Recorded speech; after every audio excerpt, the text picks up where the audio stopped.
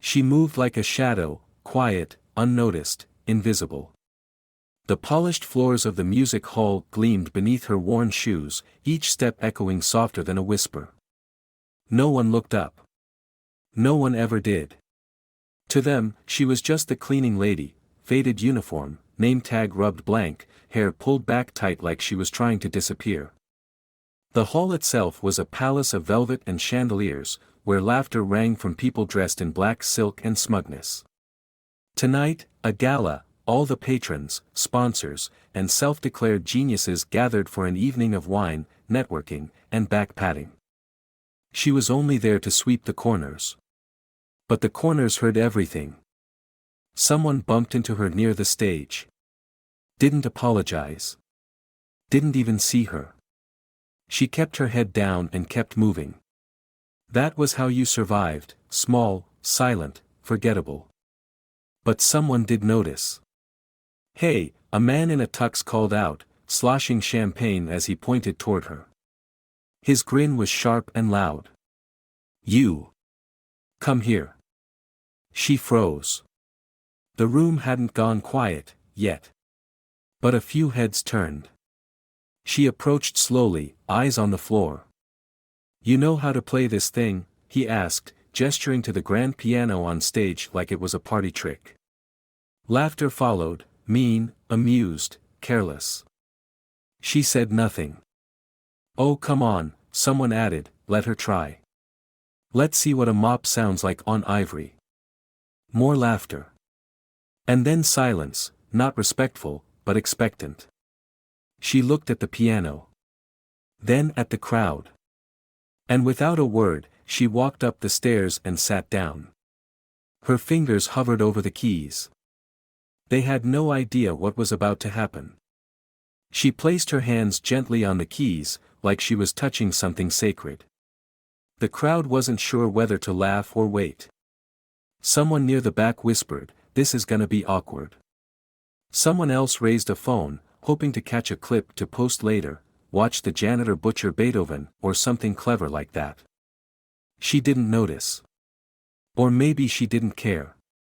Her eyes were closed. Then came the first note. Soft. Low. Clear as breath on a cold window.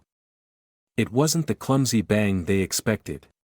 It was something, intentional. Deliberate. The room didn't go silent, it froze. Forks paused mid-air. Conversation stopped mid-sentence. And the man who had called her up furrowed his brow, trying to figure out why his stomach suddenly tightened. She kept playing. The melody unfolded like a secret she'd kept hidden for years. It wasn't flashy or fast. It was honest. Raw. Each note seemed to say something words couldn't, about long nights, locked doors, and dreams that never stopped burning, even under ashes. Someone near the front whispered, "What is this piece?" But no one answered. Because no one could move. The woman they had humiliated had disappeared. In her place was something else, someone else. Her back straightened. Her fingers danced. And the music, God, the music, filled the room like it belonged there more than they did. A woman in a red dress lowered her glass slowly, eyes wide. A young man at the edge of the room realized his jaw was hanging open. And the man who started it all? He suddenly felt very, very small. The final note hung in the air, trembling. She stood. Just as quietly as she had sat. Said nothing. And walked off the stage. The room didn't clap. Not because they didn't want to, but because they had forgotten how. The silence didn't break all at once. It cracked, slowly, awkwardly, like the room had just woken from a dream it didn't understand. A fork clinked against a plate. Someone coughed. Then finally, like a dam giving way, a voice near the center asked, "Who was that?" No one had an answer. "She works here," someone murmured. "No, seriously, what was that? Did you see her hands? That wasn't beginner stuff. Do we even know her name?" The woman in red leaned toward her date and whispered, "I think we just saw a ghost play Chopin." But it wasn't Chopin. It wasn't anything from the polished, rehearsed canon these people lived by. It was something else, something older, maybe even sadder. And better. Meanwhile, the woman herself had already vanished backstage. Back to the storage hallway with the flickering light. Back to the mop and the bucket and the time card she never bothered punching. She didn't look shaken. Or proud. Just, quiet. Like she'd released something that had been locked inside for too long, and now that it was out, she didn't quite know what to do with the silence it left behind. But the gala couldn't move on. People stood, wandered, whispered in corners. Conversations got strange and philosophical. Someone near the bar muttered, "You know, I haven't felt like that since I was a kid," and immediately looked embarrassed. The man who'd mocked her the loudest disappeared somewhere in the back, mumbling about, "Just a joke," to anyone who would listen. But no one really was. Because something had shifted in that room. And even the chandeliers seemed to hang differently now. Backstage, alone, she sat in the dark with her hands still trembling slightly. Not from fear. From the memory of music. The next morning, her name wasn't on any programs. It never had been. But her performance? It was all anyone could talk about. The whispers started in quiet corners of the music hall office, first among the staff, then the performers, and finally, somehow, the boardroom. Not everyone had seen her play, but everyone had heard about it. And the stories were already changing. She trained in Europe, someone claimed. I heard she used to be a prodigy, but something happened. No, she's anonymous, just shows up, plays, disappears. Like a myth. But no one knew her name. Not the security guy who nodded to her every shift. Not the conductor who once asked her to mop faster during rehearsals. Not even the HR lady who printed her schedule. At lunch, one of the younger musicians wandered down to the maintenance level, trying to bump into her. He didn't. Neither did the woman from PR. Or the guy from the board who brought down a latte and an apology he would never get to deliver. She wasn't hiding.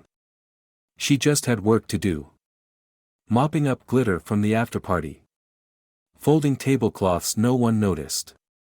Carrying a trash bag twice her size down the back stairwell.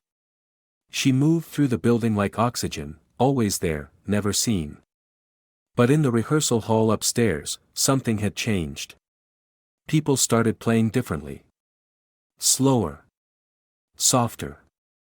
With more listening. Like they were searching for whatever she had found. And the piano she touched. No one wanted to play it now. Not out of fear, out of reverence. Because when you witness something real, you can't go back to pretending. 3 days later, a stranger arrived. Not flashy. No entourage. Just an older man in a long coat with hands that looked like they used to play, but hadn't in a while. One of his fingers was slightly bent, as if it had once healed wrong. He walked with the posture of someone who used to command rooms without trying, but now preferred the edges. He didn't say much at the front desk, just left a name. The receptionist blinked twice before realizing who he was. Then stammered. Then offered coffee. He declined. They sent him to the director. But he didn't stay long. "I'm not here for meetings," he said, his voice quiet and rough. "I'm here for her." The director blinked. "Who?" He only smiled. "You'll know." Downstairs, she was repairing a broken cabinet hinge with a piece of wire. No one had told her anything. She wasn't meant to know. But when she stood up to wash her hands, he was already there, watching. "You play like you've bled for it," he said, softly. She didn't flinch. She dried her hands on her uniform. "Everyone bleeds for something. Most just don't have pianos." He smiled, not condescending, not impressed. Just understanding. I used to teach, he said. Before I lost my hands. And my ears. And most of my patience. She studied him. And now? Now I chase ghosts. She didn't ask what he meant. She didn't need to. Instead, for the first time, she asked a question of her own. Do you still listen? He paused. Then nodded once. She turned, walked toward the service stairwell, the long way up, and without a word, he followed.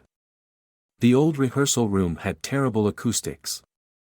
The ceiling was too low, the floorboards creaked, and the radiator hissed like it hated music. But it had a piano, slightly out of tune, with one chipped key. She sat at it like it was an old friend. The man stood near the door, arms crossed, saying nothing. She didn't play right away. Instead, she asked, "Why did you come?" He didn't answer immediately. Then, because someone played truth. And the world's starving for it. She looked down. It wasn't meant for them. He nodded. That's why it worked. Silence again.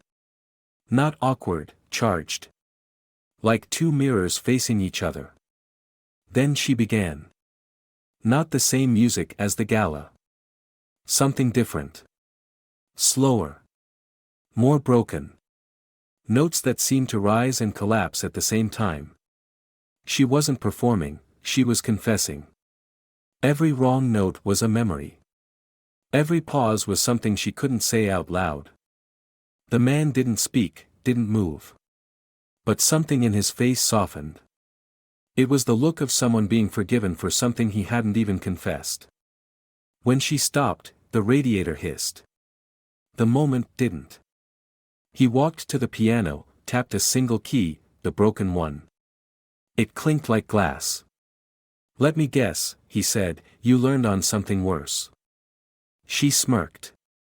A keyboard with one speaker blown out. And a neighbor who banged on the wall when I got too loud. You're still too loud, he said. She laughed, for the first time. He leaned in slightly. I want to make you visible. No more shadows. No more hiding. Her eyes went flat. No. Why? Because when people see you, she said, they decide what you are. When they don't, you get to be. He didn't argue. Just nodded. Then let me help you be better. And that's how it began. Not a contract. Not a stage. Not a promise. Just a broken piano, a scarred man, and a woman who finally let someone listen. For weeks, they met in secret, early mornings, late nights, always in that imperfect room. He never told her what to play. He only asked why she played it. That was harder. Some days she played like fire, urgent, furious, unstoppable. Other days she barely touched the keys, as if afraid they'd bite back. But every note she played was hers. And every silence she allowed had meaning. She didn't ask for recognition. He didn't offer it. But the walls remembered. Still, the world had a way of sniffing out things it didn't deserve. One night, someone heard them, a violinist passing by, too curious for her own good. She told someone. That someone told someone else. And just like that, the quiet began to crack. Rumors spread like perfume at the hall, intoxicating and everywhere. She's training with him. Why is she still cleaning toilets if she can play like that? I heard she turned down a contract from Vienna. No. I heard she's homeless. They started watching her differently. Not mocking now, studying. Like she was a riddle they wanted to solve. But no one dared speak to her. She moved like always, silent, precise, invisible by choice. Until the invitation came. A handwritten note, left on the chipped piano bench. Main stage. One night. No tricks. Just you. They'll listen now. A friend. She didn't react. Didn't cry. Didn't smile. But that night, she didn't sleep. And in the morning, she ironed her uniform. Not the faded one. The old one. The black one. The one she buried in the back of her closet years ago, after the last stage fell through. The main stage had never felt that quiet. Not even during the biggest performances. It was the kind of silence that carried weight, the kind that made people shift in their seats and hold their breath without realizing it. The lights were low. Just one piano. No introduction. No announcement. And then, she walked out. No spotlight chased her. No applause greeted her. But every eye in the room was locked on the woman in black, who moved like she didn't care whether they loved her or not. She sat. Took a breath. And played. It wasn't a performance. It wasn't even a piece. It was a story, raw, unflinching, without mercy. There was no flourish, no theatricality, no bowing to the crowd. It was honest. Her fingers told them about childhood rooms too quiet, and hungry evenings filled with music instead of meals. About doors that never opened, and stages she had to clean instead of stand on. About the ache of being unseen, and the quiet rebellion of refusing to disappear. They heard all of it.